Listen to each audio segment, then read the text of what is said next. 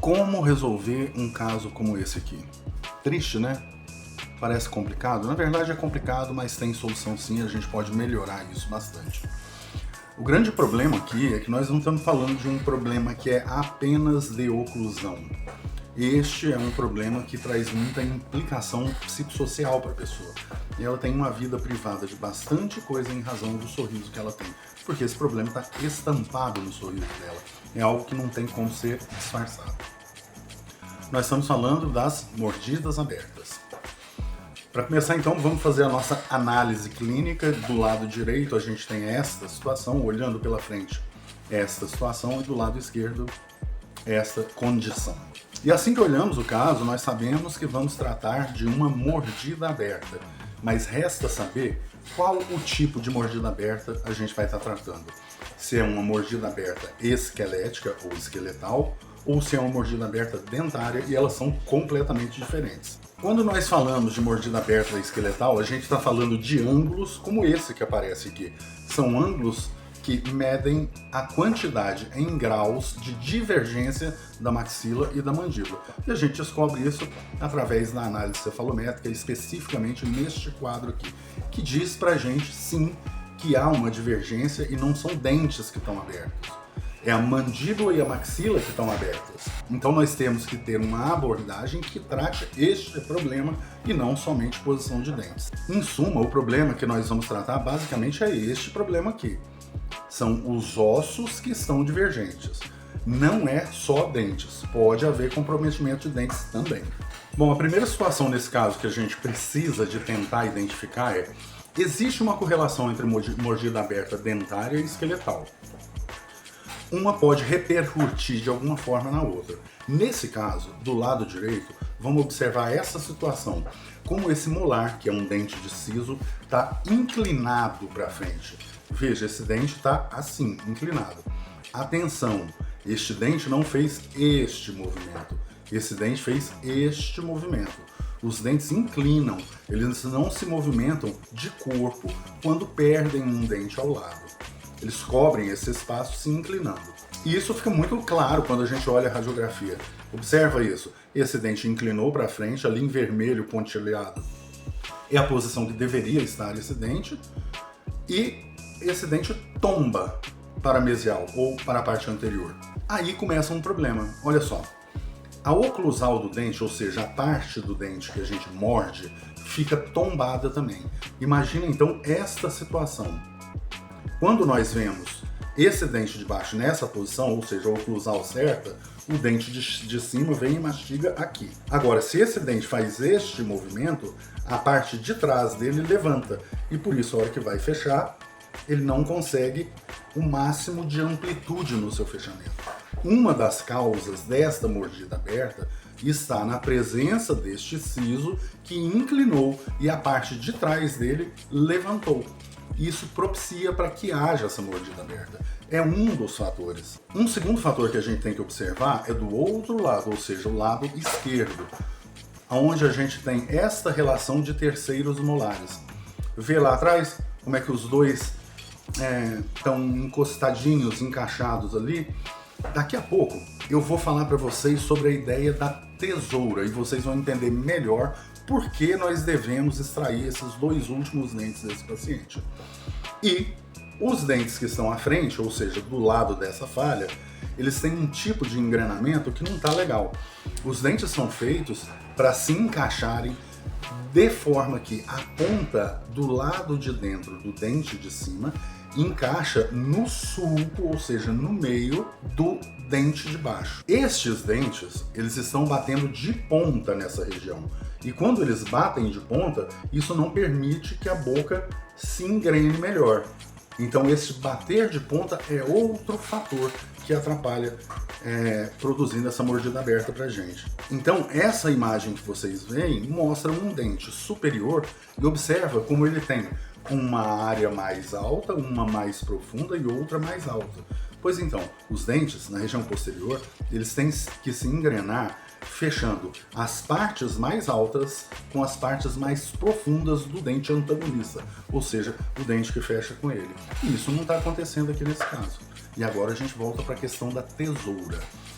Nós temos que imaginar a boca, mandíbula e maxila como se fosse uma tesoura. Se você pega a tesoura e pega um fiozinho, vai lá na frente da tesoura e coloca esse fiozinho, você consegue fechar a tesoura quase toda. Se você leva esse fiozinho para metade, a tesoura não fecha toda. E quanto mais atrás está esse fio, você menos consegue fechar a tesoura, ou seja, fechar a boca. Então, por óbvio, tanto o dente ciso do lado esquerdo quanto o direito tem que ser eliminados, nesse caso, para poder fazer o fechamento dessa tesoura, para poder ocluir os dentes. Então, boa parte do problema de mordida aberta desse nosso paciente está relacionado com a presença dos sisos, dos terceiros molares, e uma oclusão ineficiente nessa região posterior bilateral. Então vamos lá, é dente ciso? Vamos tirar eles e isso já vai ajudar bastante no tratamento. Mas este não é o único problema. Essa mordida aberta, como nós podemos ver aqui, ela é dentária também, ou seja, veja a linha verde e amarela. Elas não formam um plano, elas não são uma reta. Elas vêm em cima, sobe, desce e segue. Embaixo, vem, desce, sobe e segue. Ou seja, há uma diferença no fechamento dos dentes da frente por causa dessas curvaturas. Essa é a característica de uma mordida aberta dentária. Em suma, o nosso paciente tem mordida aberta esquelética e dentária, os dois problemas ao mesmo tempo. E é por isso que é tão discrepante quando a gente olha e pensa que esse caso é muito difícil de ser resolvido. Olha, nós temos dois problemas para resolver. Se a gente resolve um pouco de um pouco de outro, a gente consegue um grande efeito sem grandes movimentações. Mas nessa boca ainda temos um outro problema, que é bastante relevante. Observe essas setas, amarela e verde. A seta amarela mostra onde está o canino superior. O ideal é que o canino superior, em verde, esteja um pouco à frente do canino superior. Nesse caso, não está um pouco à frente, ele está muito à frente. A relação normal naquilo que a gente chama de chave de guia de lateralidade em caninos é essa aqui. Ou seja, os dentes se engrenando muito próximos uns dos outros. O que permite a gente levar em conta a possibilidade, então, de extrair um dente. Ou seja, a gente pode pegar o dente imediatamente atrás do canino inferior para pegar o canino e puxar para trás, levar ele para trás para dar essa chave com o canino superior. E isso não é uma preciosidade. É isso que vai dar estabilidade para esse tratamento no futuro. As chaves de guia de lateralidade são importantíssimas nos tratamentos. Poxa, mas eu tô vendo lá atrás que tem um espaço de um dente faltando. Por que já não aproveita esse espaço e pega esses dentes e leva um a um para trás, ao invés de tirar um dente? Se você observar melhor, você vai ver que ali a gengiva faz isso aqui, ela baixa. Ou seja, o osso que havia ali, quando foi extraído o dente, foi perdido. Então não tem osso. Eu não posso pegar um dente que está num osso são e jogar para dentro de um buraco. É somente por essa razão que a gente não vai ocupar aquele espaço lá atrás, e sim extrair um dente rígido, ou seja, um dente que está bom, mas que dentro desse contexto tem necessidade de ser extraído. Em suma, então, o que nós vamos fazer é extrair esse dente que está com esse xizinho verde, pegar todos os outros dentes e levar para aquela posição. Ah, você está fazendo isso só para conseguir colocar essa chave de caninos em posição? Não, não é só por isso. É porque, fazendo isso, eu consigo espaço na parte anterior, onde não tem espaço hoje, para poder redistribuir esses dentes dentro da arcada e colocar eles alinhados e depois fechar essa oclusão. Olha só o que eu estou falando. É esta situação aqui embaixo. Percebe? Os dentes não têm espaço para se alinhar. E parte do problema da mordida aberta do nosso paciente é justamente por conta dessa falta de espaço. Os dentes vestibularizam, se inclinam e abrem o espaço da mordida aberta, agravando o problema do paciente. Quando a gente faz a extração daquele dente que eu falei, o primeiro pré-molar inferior esquerdo, e leva o canino para distal, ou seja, para o lado de trás, a gente consegue automaticamente os espaços para os outros dentes, vamos redistribuindo eles, e agora a gente já vê que tem ali espaço para esse último dente que está fora do arco. É só desgirar e encaixar ele. Passado isso, nós ainda temos que fazer uma compensação. O arco superior desse paciente é pequeno. Nós temos que crescer, desenvolver ele mais. Nós fazemos isso com essas alças que eu uso para poder fazer essa expansão.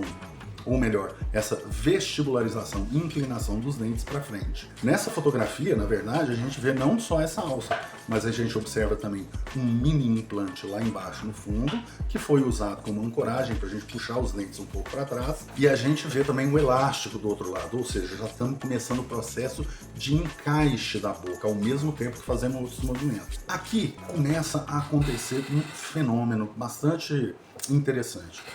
Esse paciente, ele não tinha preocupação mais apurada com a questão estética, então ele tinha um dente de metal, acreditem. E quando eu falei com ele pela primeira vez, olha, vamos trocar esse dente, colocar um dente clarinho, bonitinho, ele falou, tanto faz, eu não quero mexer com isso não, vamos só consertar os dentes e tá ótimo. Acontece que quando chega um certo nível de melhoria, de alinhamento, que vai melhorando o aspecto desse paciente, ele consegue se sentir mais confortável para sorrir, aí ele toma a iniciativa. Doutor, sabe aquele dente de metal? Não quero ele mais não. Vamos trocar ele? Então, durante o tratamento, a gente vai promovendo essas melhoras estéticas, troca o dente de metal, faz uma coroa IMAX e deixa bonitinho o sorriso do paciente. Daí pra frente, até eu que sou bobo, consigo resolver.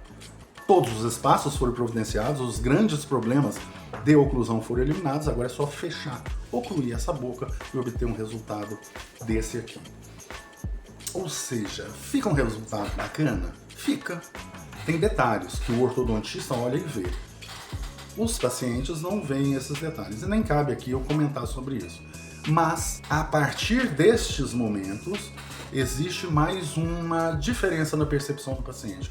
Agora o paciente já não quer que fique de qualquer jeito. Ele não quer ter aquele dente de metal. E quando você tira o aparelho, voluntariamente ele vai dizer, doutor, agora eu quero fazer um clareamento. Isso faz parte de um processo de mudança da aceitação da própria pessoa. Ela está se gostando mais, ela está sendo uma pessoa mais feliz e que consegue se relacionar com maior facilidade, maior felicidade com as outras pessoas.